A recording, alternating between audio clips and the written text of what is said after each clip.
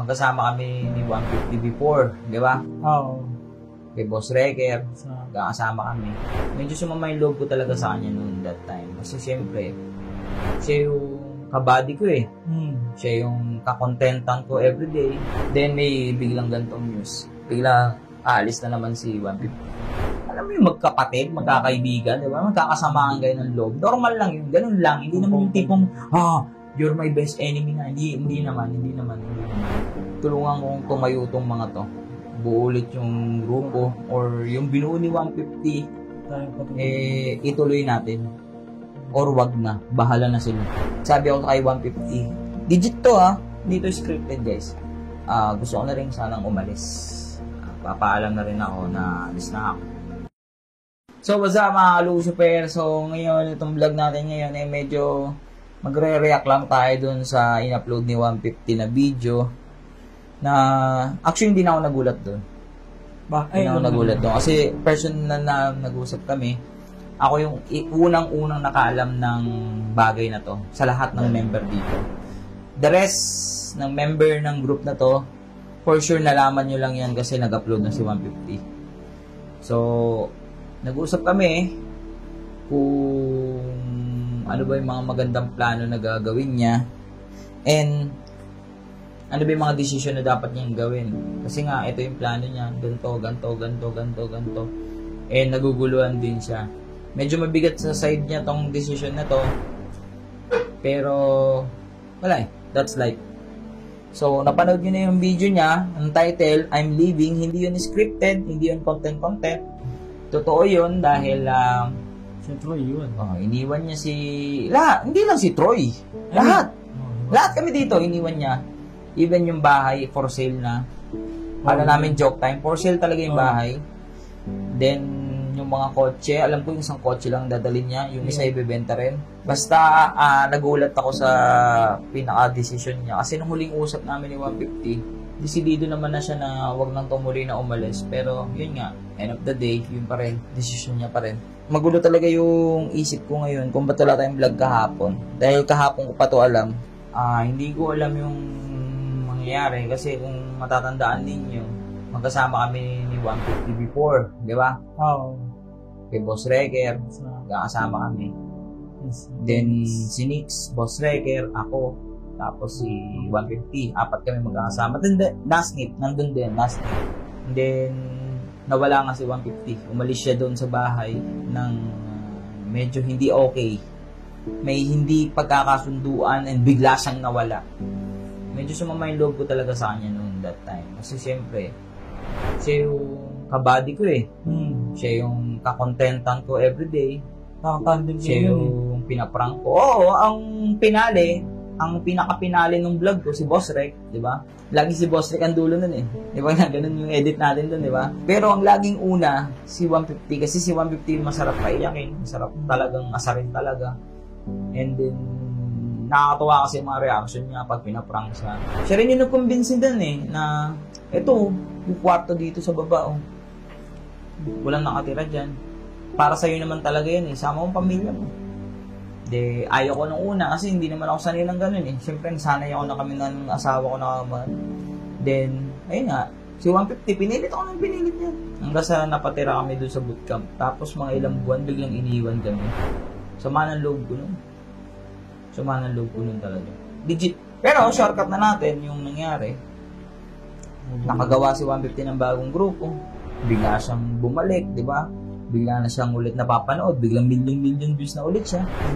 Nakaka-proud pa rin. Nakaka-proud. Siyempre, ako galit lang naman ako nun sa kanya. Hindi naman bilang kaaway. Alam mo yung magkapatid, magkakaibigan, di ba? Magkakasamaan kayo ng loob. Normal lang yun. Ganun lang. Hindi naman yung tipong, you're my best enemy na. Hindi naman. Ano lang, sama ng loob lang. Then, nagkaroon ako ng family problem. Nagpaalam ako kay Boss Rec. Natitira na ako sa Cavite. Ang plano ko talaga, solo lang tayo, di ba? And then, biglang si 150, nung nalaman niya umalis ako dun sa kanila Boss Rec, biglang tinanong niya, Cavite ka pala pupunta.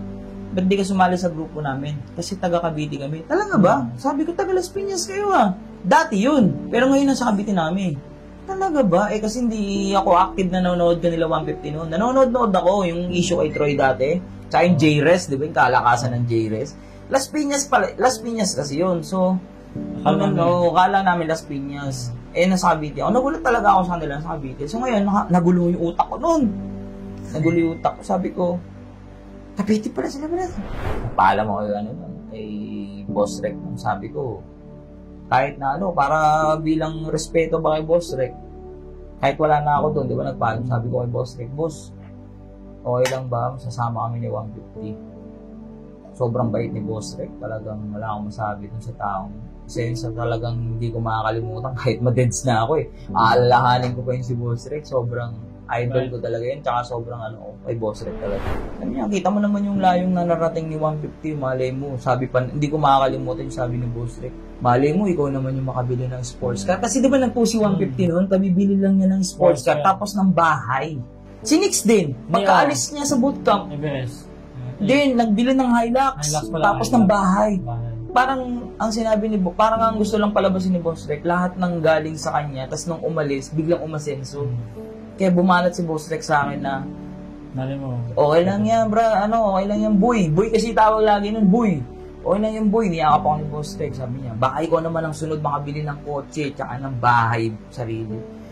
Na talaga ako nun. Hindi naman sa na-touch, pero parang nakikinilabutan talaga ako nun. Kasi parang alam mo yung malungkot siya, pero labanan niya. Tapos sa ganung way niya lang sinabi yung, alam mo yun, yung, anyway, hindi nagkaayos kami ni 150. Nag-usap muna kami na kung magiging okay kami, mga plano, paano ba yung plano dito, paano ba yung atake nila. Kasi ako, prank ako Hindi naman ako skit, hindi naman ako comedy, hindi naman ako talagang prank lang ako.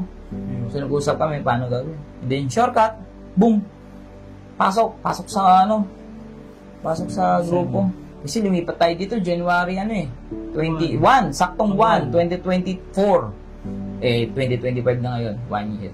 January ngayon, then may biglang gantong news. Biglang aalis na naman si 150. For good pa. Hindi siya yung bibisita lang doon. For good. Sa totoo lang, hindi naman masama yung loob ko na. Hindi nakagaya before na iniwan niya kami. Sumama loob ko. Ngayon naman, nag-usap kami personally. Like what I said. Naiintindihan ko naman siya. Pamilya yung rason. May asawa na siya. May anak na siya. Tama lang yun. Tumatanda tayo. Hindi naman natin makokontrol yun May even ako, tumatanda ako. Hindi natin makokontrol yun. Kung sarili ko lang iisipin ko, okay lang Naiintindihan ko si 150. Pero kasi yung mga iba, si Troy dyan, yung mga bata, kapatid niya din. Mga iba niyang kapatid. Wala, yan yung grupo niya ngayon, kumbaga sa barko, wala nang kapitan, wala nang leader. Saan pupunta yung barko? To be honest, dahil umalis si 150, sabi ako kay 150, digit to dito scripted guys. Gusto ko na rin sanang umalis. Papaalam na rin ako na alis na ako. Pero undecided ako kasi yun nga, nag-hold back sa akin yung mga may iwan dito na napamahal na rin sa akin yung mga yun. Kaya undecided ako. Kaya baka makakalusyo pero humingi ako suggestion sa inyo. Baka makatulong yung suggestion nyo sa iniisip ko ngayon. Kung tutuloy ba tayo dito? Akong tatayong leader dito? Or magsolo na lang tayo ulit. Balik tayo sa dati natin ginagawa, di ba? Balik tayo doon sa dati. Try natin. Hindi ko talaga alam Kaya I need your help, mga Lucifer, kung anong tingin nyo. Sana matulungan nyo rin ako. Malaking tulong kayo guys sa akin kasi minsan talagang pagpapulumado ako sa inyo ako maasa. Sa mga suggestion nyo, comments ninyo. Kahit binabas nyo, okay lang sa akin, nakakatulong sa akin. Pero ngayon, I need your help. Totoo itong nangyayari ngayon sa amin. Tulungan kong tumayo itong mga to. Buo ulit yung grupo or yung binuo ni 150 ituloy natin or wag na, bahala na sila kasi saling kit-kit lang naman din ako dito in-invite lang naman din ako dito di ba? Pero syempre bilang veterano, bilang ano ba tawag doon, nakakatanda din, why not mag-step up tayo or mag-step something. So yun lang naman yung purpose ng vlog na to, para may share lang sa inyo yung damdamin ko sa nangyari sa pag-alis ni 150 and kung ano yung suggestion na mabibigay nyo sa amin kung paano namin kung paano ako magdidesisyon, guys. Kung ano. Pero talaga, ako ngayon, 50% na talaga, gusto ko na lang umalis. Legit. Balik na lang ako sa Manila. Taga Manila naman talaga ako, nandun naman talaga buhay ko. And then, bago. pero, I need your help. I need your help. I need your support ngayon, mga Lucifer. Mga solid Lucio fans dyan, or kung hindi man, basher man kita, kung ano man kita, ano man, kung ano ka man sa buhay ko, I need your help. Tutuloy ko ba tong grupong Tinuyuni 150 or mag-stay ako bilang member? Kung sino may yung bagong leader, so makikisunod lang tayo, or exit na.